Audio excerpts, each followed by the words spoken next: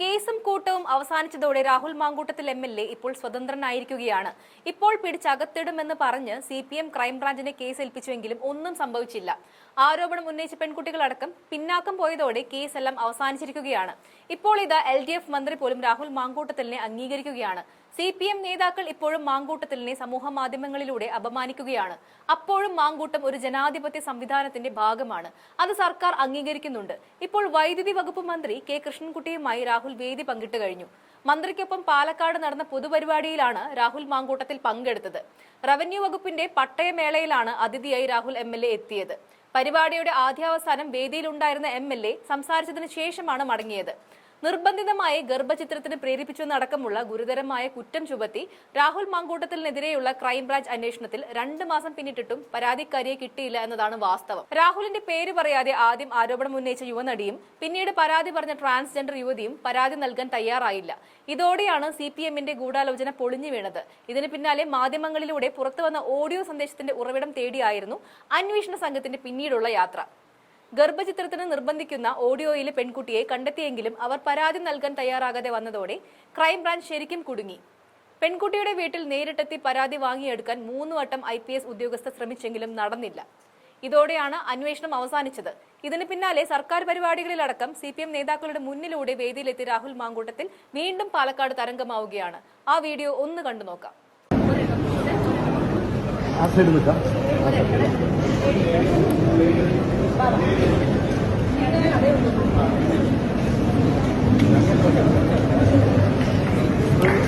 ശ്രീമതി കുഞ്ഞലക്ഷ്മി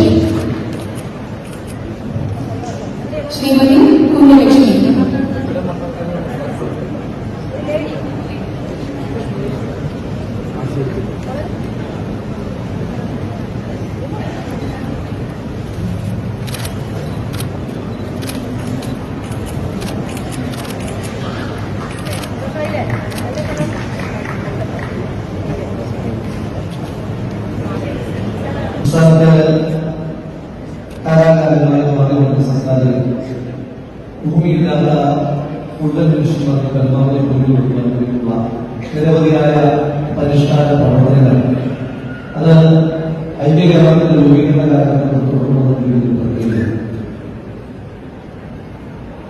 ഭൂരിപക്ഷത്തില്ലാത്ത കേരളം പദ്ധതി നടപ്പിലാക്കിയ ബഹുമാനായ കേരളത്തിന്റെ മുൻ മുഖ്യമന്ത്രി ശ്രീ ഉമ്മൻചാണ്ടി സാറിന്റെ ജന്മദിനം കൂടിയായ ഈ ദിവസം കേരളത്തിൽ സ്വന്തമായി തലചായ്ക്കുവാൻ ഇടമില്ലാത്ത മനുഷ്യന്മാരും ഉണ്ടാകാൻ പാടില്ല എന്ന നിർബന്ധ ബുദ്ധിയായ സംസ്ഥാന പദ്ധതിയുടെ തുടർച്ച പിന്നീട് വന്ന ശ്രീ പിണറായി വിജയൻ സർക്കാരിലൂടെ മുന്നോട്ട് പോകുന്നത് വലിയ സന്തോഷം ഈ അവസരത്തിൽ രേഖപ്പെടുത്തുന്നു.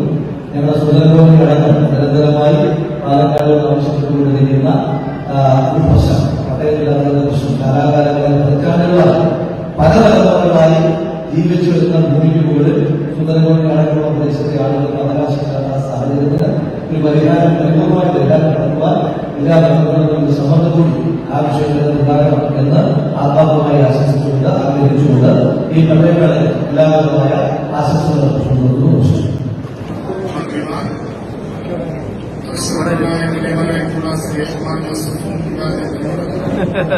സംസ്ഥാനത്തെ എല്ലാ നമസ്കാരം.